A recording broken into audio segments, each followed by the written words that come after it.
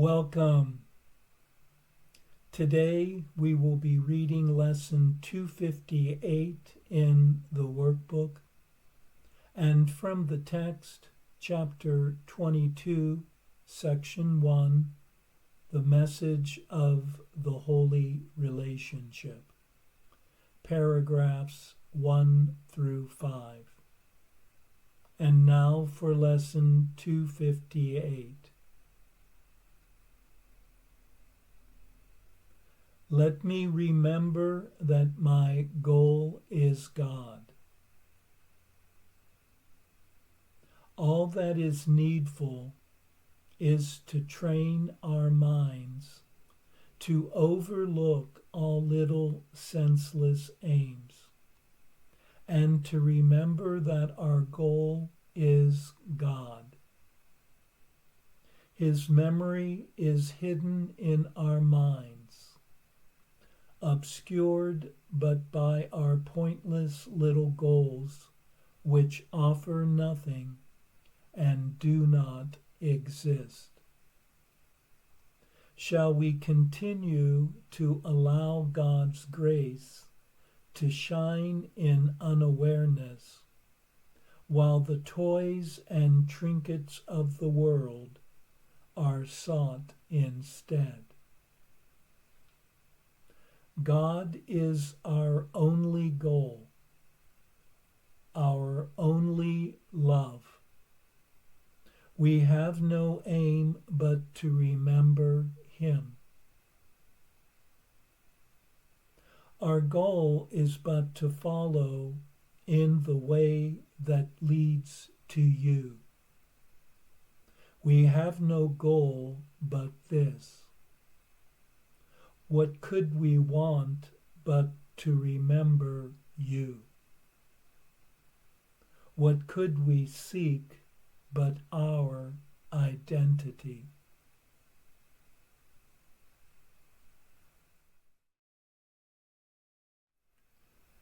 What is necessary is to teach the mind to see past all vain aspirations, and to recognize that one's real goal is for truth itself. This realization is blocked by mundane and pointless endeavors that lead nowhere and have no reality. Why be misled by what is limited and impermanent in the world, when the limitless and eternal are calling one home? For unchanging love is what one's true love is, and nothing else will quiet one's desire. All else will but leave one feeling homeless and impoverished. For what is there to seek but the blessed remembrance of the never-changing? And in this direct knowing will one know what one's true identity is.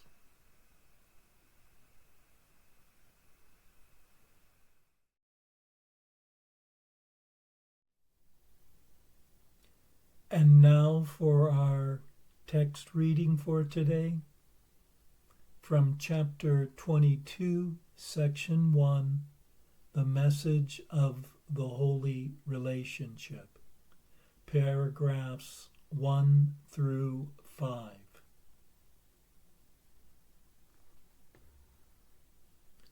Let reason take another step. If you attack whom God would heal and hate the one He loves, then you and your Creator have a different will. Yet if you are his will, what you must then believe is that you are not yourself. You can indeed believe this, and you do. And you have faith in this and see much evidence on its behalf. And where you wonder, does your strange uneasiness, your sense of being disconnected, and your haunting fear of lack of meaning in yourself arise? It is as though you wandered in without a plan of any kind, except to wander off, for only that seems certain.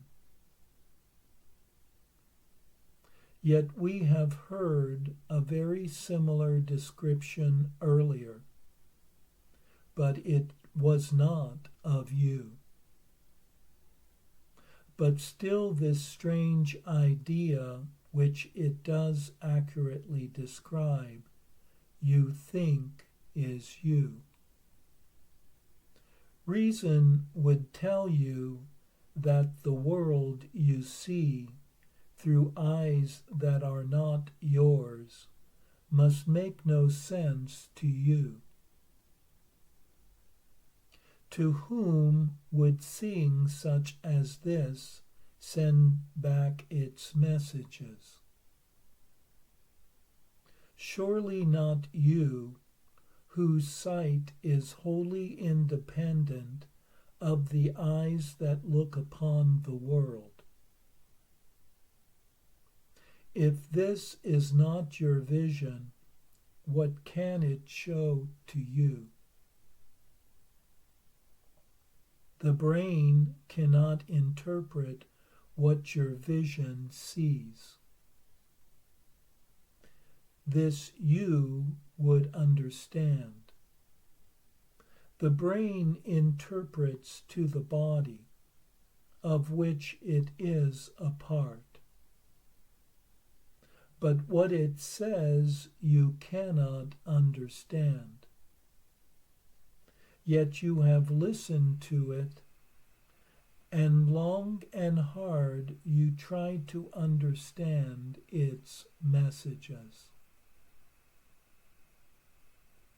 You have not realized it is impossible to understand what fails entirely to reach you. You have received no messages at all you understand, for you have listened to what can never communicate at all. Think then what happens. Denying what you are and firm in faith that you are something else, this something else that you have made to be yourself becomes your sight. Yet it must be the something else that sees, and as not you, explains its sight to you. Your vision would, of course, render this quite unnecessary. Yet if your eyes are closed, and you have called upon this thing to lead you, asking it to explain to you the world it sees, you have no reason not to listen, nor to suspect that what it tells you is not true. Reason would tell you it cannot be true because you do not understand it. God has no secrets. He does not lead you through a world of misery, waiting to tell you at the journey's end why he did this to you. What could be secret from God's will? Yet you believe that you have secrets. What could your secrets be except another will that is your own, apart from his? Reason would tell you that this is no secret that need be hidden as a sin, but a mistake indeed. Let not your fear of sin protect it from correction, for the attraction of guilt is only fear. Here is the one emotion that you made, whatever it may seem to be. This is the emotion of secrecy, of private thoughts, and of the body. This is the one emotion that opposes love, and always leads to sight of differences and loss of sameness. Here is the one emotion that keeps you blind, dependent on the self you think you made to lead you through the world it made for you. Your sight was given you along with everything that you can understand. You will perceive no difficulty in understanding what this vision tells you, for everyone sees only what he thinks he is. And what your sight would show you, you will understand because it is the truth.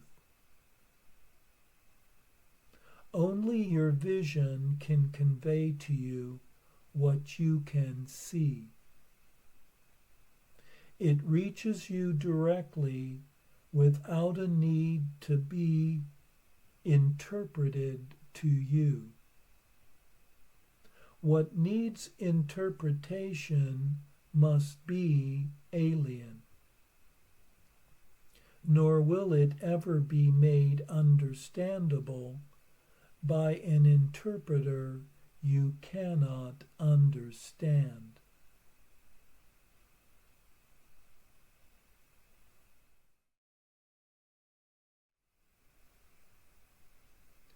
We are told in this section that when one attacks what love would heal, and when one would hate what love would but appreciate, that one is something one is not.